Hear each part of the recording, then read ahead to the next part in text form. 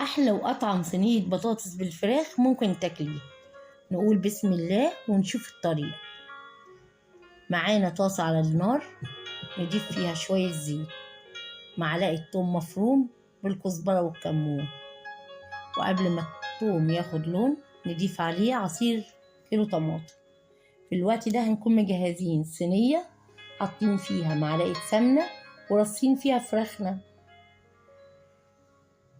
محطوطة على النار تاخد لون، وبمجرد ما الطماطم تغلي هنضيفها على الفراخ ونبدأ نحط توابلنا عشان تدي الطعم الحلو للبطاطس. معلقة فلفل اسود، ملح،